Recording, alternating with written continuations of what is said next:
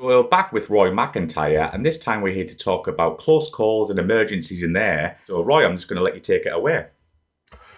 Right, thank you very much, and I'm glad to be back on Aircrew Interview once again to be able to tell some stories about my past life. First point about close aboards, emergencies, and that was nearly. They talk about pilots having 9 lives like a cat. I wouldn't care to count up how many I've used. I've not used them all because this is not a hologram. I'm actually sitting here talking to you, but I know I've used up a few. A lot of them happen so quickly that you don't really have time to react and you have to get on with the job. It's a bit like an incident on the road when a motorcycle comes past you very, very quickly and you think, wow, what was that? And then it's gone. And you get on with driving your vehicle, etc., etc. And therefore, you don't really have time to dwell on it. Emergencies, that's different because they tend to build up and perhaps build the tension a little bit. Hopefully not too much. Hopefully we're well drilled because no matter what aircraft type you're in, you're going to do regular sessions in the simulator where they concentrate on emergencies and make sure you've got the drills sorted out in your mind. And as a crew, you can work together. And that has paid dividends in the past. The Phantom, I was only on it for a year and a half, so thankfully I didn't have too many major problems, although I did end up putting it into the cable once. I think I've told that story already, but it wasn't my fault. Governor, honest. It was the other squadron had taken up the cables on the main and I had to go in on the short. My main problems came from the F3 simply because I was there 21 years. So obviously the exposure there made it more likely that I was going to encounter problems. Most of them were minor. Most of them followed what we had experienced in the simulator, which was good training, which was, what it was all about. Probably the most memorable emergency came when I picked up an aircraft from Wharton, brand new. We were actually just finishing the OCU, so I was very low hours on the jet, but the aircraft we were going to pick up from Wharton was going to be one of the aircraft allocated to the new squadron, which was 11th Squadron at Leeming. So this would be 1988, and myself and my nav that was allocated, we were ferried across in a 32 Squadron 125, which is very nice. And I was given strict instructions to do every pre-flight test possible. Do not accept it under any circumstances unless it's perfect. If there was any problems, get British Aerospace to fix it. At about 1 hour 5 minutes, 1 hour 10 on the clock. So it was brand spanking new. I did all the tests, everything was fine. We get airborne. We could have flown direct back to Leeming, but we decided to take the scenic route round through the Lake District at medium level, round the north and back down over North York Moors, over the Humber, and then back into Coningsby, which is where it was going back to. Everything was superb till we just got past the M6 heading towards the Darlington area, when there was a minor CSAS, it's the fly-by-wire system, caption came up, and I thought, oh, okay, right, pressed, no, it wouldn't reset. Never mind, wasn't a major drama, told the nav, he checked the cards, yep, we'd carry on, we're not going to do anything dramatic. But just about a minute or so later, we then get a second failure on the same channel. Okay, that's now developing into something a little bit more significant. So we had a look. Yeah, we could still fly on, but we just keep an eye on it now. But there's definitely something on. It's too late to go back to Wharton. It was quicker for us to continue to Coningsby.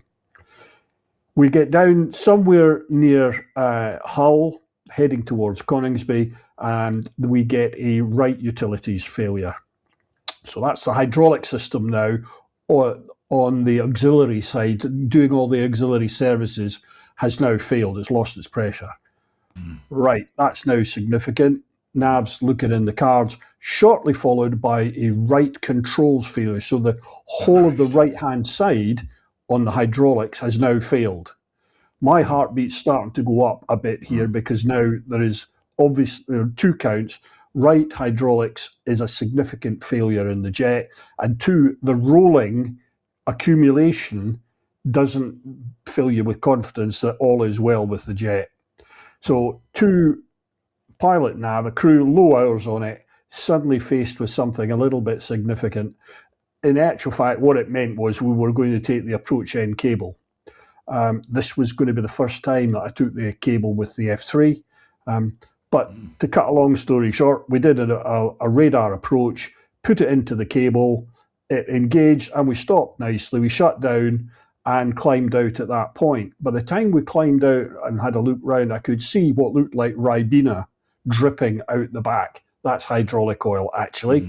The engineers arrived and they dropped the engine doors, and a whole lot of Ribena dropped onto the runway. And very quickly I identified what the problem was, and it was just simply one of the main hydraulic lines. There was a pipe joint, a union had come loose, and it just come apart. Simple as that. And it had eventually just leaked all the right-hand side down. They fixed it very, very quickly. Of course, if that had been a brand new BMW or something like that, it'd have been back to the dealer as quick as you could have said warranty. But now that the RAF had actually got it on the ground at Coningsby, no, just haul it off to a HAS and the RAF would sort it out, which our engineers did. But that was probably the most significant emergency, simply because of my low experience level and that feeling of it's a little emergency becoming a bigger emergency, becoming an even bigger emergency, and you didn't really know where it was going to stop. Most other emergencies I had, thankfully, in this aircraft weren't really quite so dramatic. They were significant, had engine problems and all sorts of bird strikes and what have you. But you accumulate your experience, and with the repeated regular work in the simulator, you're generally well equipped for emergencies, even if it's, and thankfully I never had to get to this point, making the decision that we need to leave because we're in an end game. That's not always the case when you have things that are not so much an emergency, but close aboards or almost have mid-airs, etc.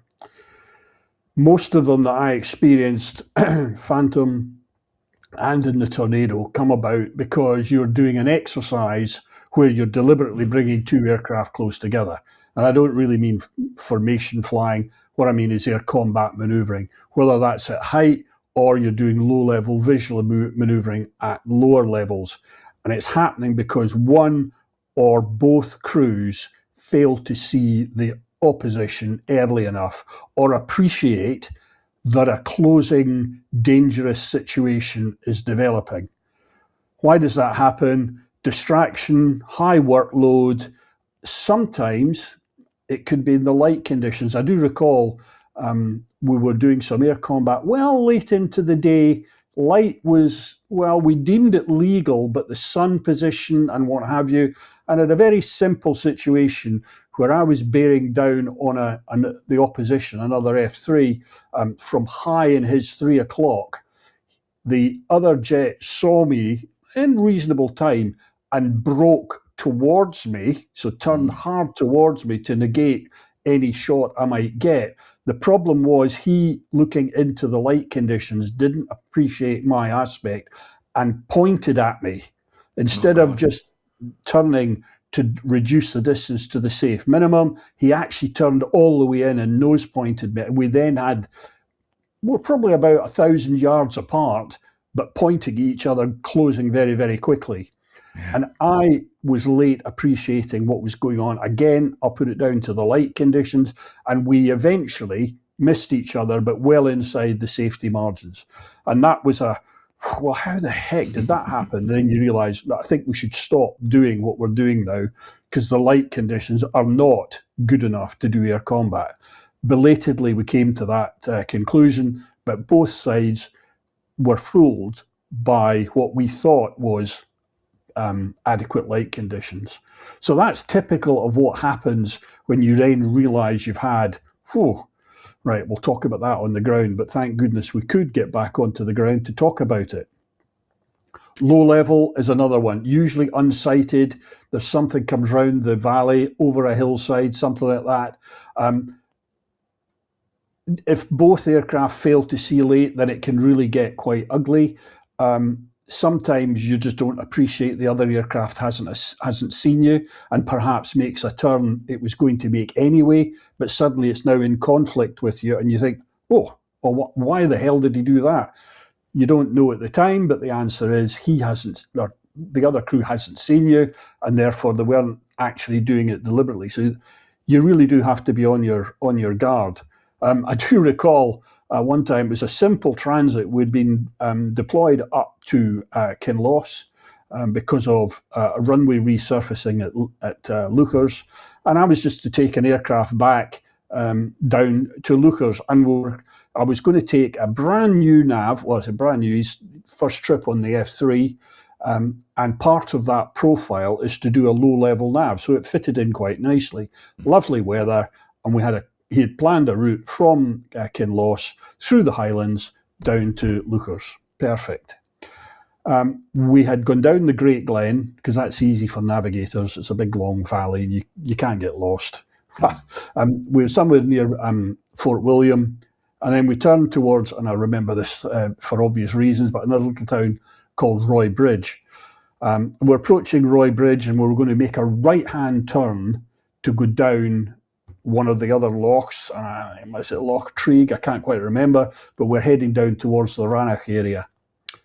So just as we're approaching the turning point, I elected to start to climb up from 250 feet to about 500, just to give me a better view of what was happening around the area. And I'm looking into the turn, into the direction we're going to go.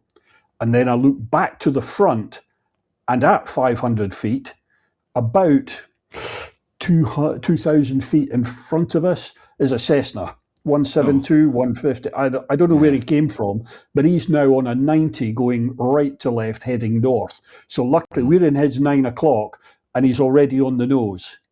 Now, light aircraft are allowed to fly down to 500 feet above the ground. So he was perfectly legal. If I had stayed at 250, we would have had a closer board underneath. As it was, because I climbed, and I deemed that perfectly reasonable, to get a better view to look into the turn, I put myself at his level. I had to turn very, very quickly. I got close enough to see that it was a white Cessna with blue cheat lines, the general kind of colour scheme they have. Didn't get registration. It was over very, very quickly. But we turned, went down. I then said to the nav, "Jay, did you see that?" No. Because again, it happened all so quickly. And I thought, well, the pilot in the Cessna must have had a hell of a fright. So we continued the sortie. We got home, landed, immediately reported I was going to submit an air proximity report. So that went in. And to cut a long story short, the RAF side of the air prox board couldn't trace the Cessna. I gave them the exact positions, the timing and his course and all the rest. I thought it's got to be easy. Nope, couldn't trace him. And more to the point, the Cessna pilot never reported the air prox. Now, why did he not do that? It could be he didn't want the bother, but I rather suspect he never knew I was there. Probably not, yeah. That's my guess. And there, by the grace of God, we carried on and we continued our aviation careers.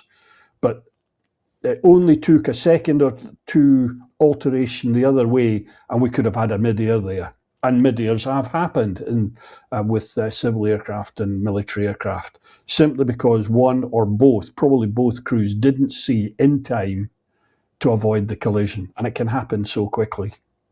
As I say, in air combat, I've had plenty where it's usually close aboard passes. We used to have a 500-foot bubble. It was increased to a 1,000-foot bubble around that you were not to infringe. So you maintained at least 1,000 feet apart.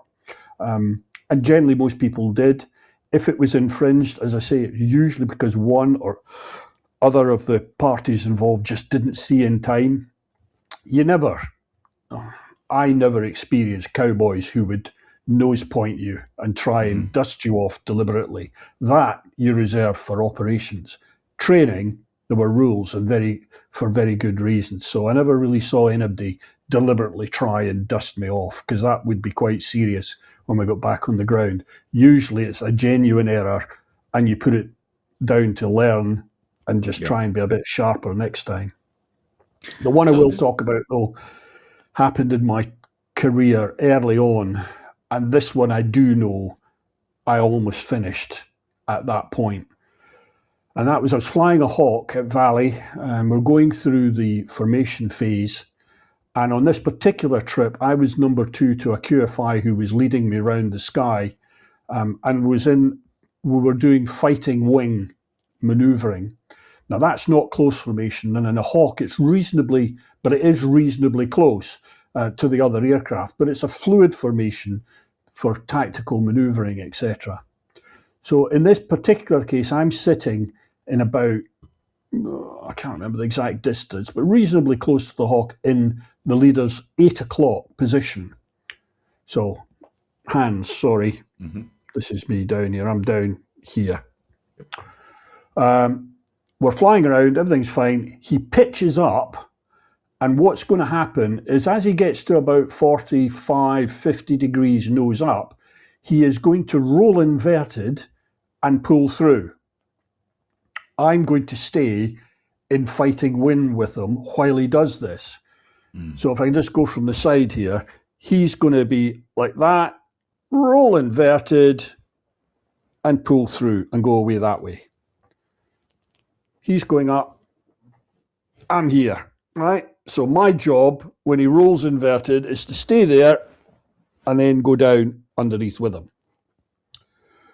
What happened was, as he decided to roll invert, he rolls left. So he rolls towards me. That shouldn't make any difference at all to my manoeuvring. What I should have done, and I know now, is I should have rolled right, spot rolled right, so that I retain the visual on him all the time. So my canopy rolls towards him and I can see him all the way through. What I actually did is, because he rolled left, I rolled left. So he's there and he rolls left. I'm here and I roll left. So now I go belly up to him. And what should happen is I come out in this position here, switch sides, and he's there. What happens when I get underneath, roll totally inverted, is I look and he's not there. I can't see my leader anymore, but I know he's around me somewhere. So I immediately roll the wings level, call on the radio that I've lost visual, and I'm now searching. And then he's gone. I initially assume that he's already pitched down and I'm sitting above him. And then something made me look up. This is the leader, this is me. And he's coming down on top of me. So I have somehow slipped underneath him in the period when I couldn't see where he was. All I could do was just open the throttle, because I looked up, he's there. I just shoved the throttle to full power and just waited for the impact, because I thought we were going to have a mid-air collision. What I felt was his nose, I'm here, his nose come past and the bow wave on the rudder and the tailplane. It was that close. Jesus. And then he was gone, because he's away through. All he would have seen of me is suddenly a flash going past him, going, what the hell's going on? And it took me a very long time, and I'm talking years, to resolve it in my mind how that happened. I mean, it's my fault. I lost visual with the leader and ended up in a position where I shouldn't have been, and he wasn't expecting. Luckily, we both managed to get, we were back home. There was a big inquest about my close formation at the time, and the pressure came on and all the rest of it. Thankfully, I got through that. But that was definitely one of my 9 lives, and it was Absolutely. within an ace of being a mid-air. Now, what would then happen after that? I would imagine both of us would have had to have ejected, etc., etc. Would we have survived that? I don't know. He said it. Thankfully, it never came to that. That was difficult to reconcile in my mind, as I said. Particularly early days, you're a trainee pilot and you have a fright like that. The old phrase "get back on the horse" Hmm. was very important, and they did that. They took me through some extra trips to get formation practice and get my confidence back, which was good. In later times, when you had a close aboard in combat, you can't allow it to throw you because you've got an aircraft to fly, even if it's to say knock it off, or stop, stop, stop. We're going home because we've had a fright. You've still got to get that aircraft back on the ground, and I know that other crews have found that more difficult depending on the circumstances and their experience. But generally speaking, it's one that you go, right, okay, I'll note that down, note the time, we'll have a look at the tape. But with experience, you just get on with it. You do the next, as long as everybody is continuing Yeah. to adhere to the rules. And again, another cliche, you put it down to experience. But that's the range of things that I experienced. I know there are people you've spoken to already on this channel who have had to take to the handle, etc., because of various things, and have thankfully survived. And of course, I know far too many that didn't get the chance to eject and are not with us anymore. Easy to say, part and parcel of the job, but it was. You trained in the air and in the simulator so you could deal with emergencies. You practiced in the air and adhered to the rules as best you can to be safe in these, particularly in the more dangerous exercises that we did. But you accept the fact, and the more important thing is when you go back on the ground, you talk about it, you try and be as open as you can, so that everybody can learn. And that's the important thing, is sharing the information, and so that other people can learn and not make that mistake. And I've been in that position where I've thought, I might have done that. Okay, right, I know better now. So that's how we go with emergencies and close aboards. And I did get a question from one of our viewers here, which I've kind of talked about before, but not too much. But someone said, "Roy, do you have a book in the works? That really needs to come out. I would like to read it." So is that ever going to happen, Roy?